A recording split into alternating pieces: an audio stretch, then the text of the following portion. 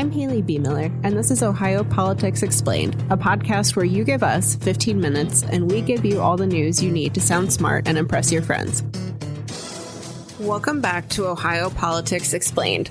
We've almost made it to the end of lame duck. Ohio lawmakers will meet just a few more times over the next week, and there's a whole bunch of stuff they could pass or punt until next session. Today, we're going to discuss some of the biggest issues, plus the latest on fracking and which Ohioans got a pardon from President Joe Biden. With me to break it all down is Erin Glenn. Happy to be here. Our first topic today is House Bill 8, a controversial bill that would ban the teaching of so-called gender ideology in grades K through 3. The House passed this back in 2023, and the Senate will probably pass some version of it next week. But the details are still TBD. I know the Senate wants to add some stuff, but Governor Mike DeWine also said he needs a few things to be able to sign it. What's the deal here? Yes, so the biggest change this week is that this bill, which its sponsors call the Parents' Bill of Rights, but opponents have called it a Don't Say Gay bill or a forced outing bill. They want to combine this bill with the release time religious instruction bill, which would require school districts to allow public school students to leave school in the middle of the day to get to go to religion classes. So both of these are kind of controversial measures, and now they are all together. And the religious release instruction is largely because of the hubbub over LifeWise, right? There have been a couple central Ohio districts that have prohibited this in their districts. Yes, and DeWine did tell reporters that he would prefer to see one statewide policy when it comes to religious instruction.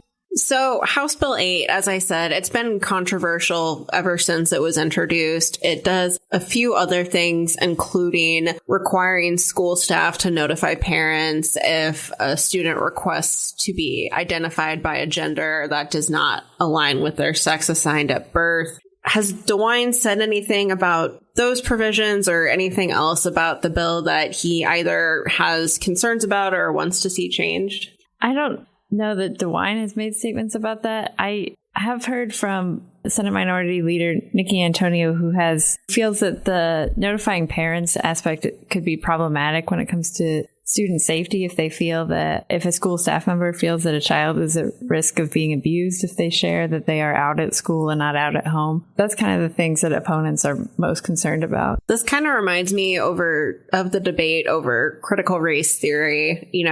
That was another kind of critical race theory has a very concrete definition, but a lot of people were throwing that term around to mean a bunch of different things, and gender ideology is not defined in House Bill 8, so it's pretty unclear as to what exactly would or would not be allowed to be taught, which I think is a big concern for some school officials because they don't know what, might get them in trouble. Yeah, I think there's a real fear that some parents in the state have that their children are learning things in school that they wouldn't approve of. Under Ohio's current law, I feel like it's important to mention that anything that goes beyond regular sex education in terms of like STD prevention, the school districts already have to notify parents of education that goes beyond that, and parents can request the curriculum. Now, let's talk about hemp. For months, Republican lawmakers and Governor Mike DeWine have said that the state needs to better regulate Delta-8 THC and other intoxicating hemp products, which are different from what the marijuana dispensaries sell. Senator Steve Huffman introduced a bill to ban it altogether, but House lawmakers think that's too far. Now the Senate's debating an amendment that would require licensed dispensaries to sell hemp products. But I don't think the House likes that either, so it seems like this may just not get done. Yeah, House Speaker Jason Stevens said that moving Delta-8 into dispensaries would also be too far in his eyes. I have found it interesting that it does seem like there's a lot of agreement, that kids should not be getting their hands on intoxicating hemp products. And so I don't know why a straight 21 and under ban hasn't been introduced. Senate President Matt Huffman said the other day that he views all of this kind of in the same vein, recreational marijuana, but also hemp and Delta-8. He said it's all THC and therefore should all be treated the same. but CBD shop owners very much disagree. There are even breweries that sell hemp beverages. So I guess we'll see what happens next week, but there seems to be kind of a tension between regulation and business on this. Yeah, it does seem like a 21 and under ban is where there's the most broad consensus. And I know DeWine has really focused on the idea that packaging attracts children when it comes to like Delta 8 products. Yeah, I still remember his presser from earlier this year where he brought props and, held up some of the packages that look like kid cereal. Our third topic today is President Joe Biden's big pardon and clemency announcement. Biden said Thursday that he'll pardon 39 people and commuted the sentences of about 1,500 others who were placed in home confinement during the pandemic. This is the most issued in one day for any president in recent history. Who's on the list from Ohio? I know we have a few folks. Yeah, we have 4 Ohioans: Duran Arthur Brown from Cleveland, Kim Douglas Hammond from Lima, Jamal Lee King from North Ridgeville, and James Russell Stidd from Groveport. And I think all of them pleaded guilty to nonviolent offenses. Yeah, and then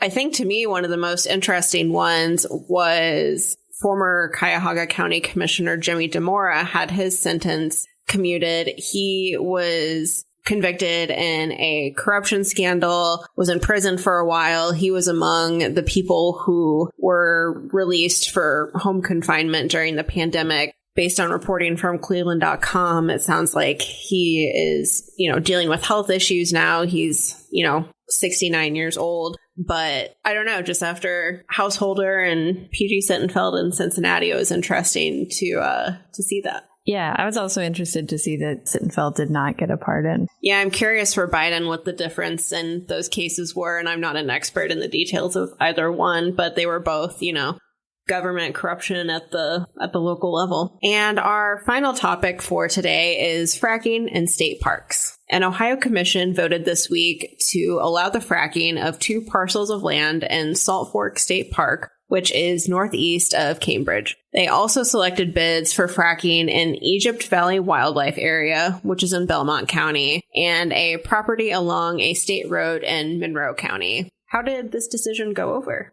Well, it's almost hard to hear the commissioners because there is so much chanting and crosstalk from protesters in these meetings. But it seemed pretty straightforward. There was no discussion on any of these votes, just unanimous approval. And that's kind of how the meetings have gone, right? There's a lot of protesting, but the commission ultimately just approves everything. I feel like I saw in your story there were a couple others that moved forward in the process.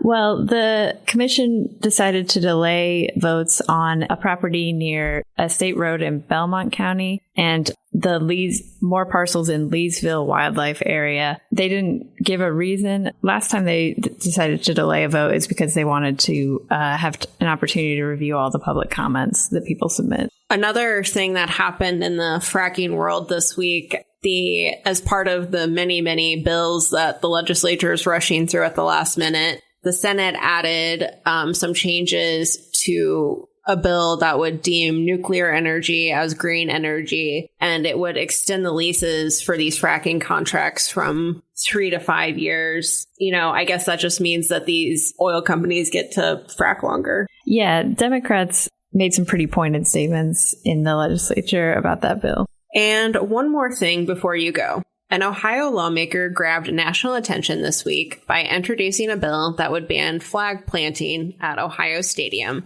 This comes after the big Ohio State-Michigan brawl sparked by Michigan players planting a flag to celebrate their victory. This bill definitely will not pass, but it's a fun one to bring up at holiday parties. Ohio Politics Explained is brought to you by the USA Today Network Ohio Bureau. You can check us out on X, formerly known as Twitter, @Ohio Explained.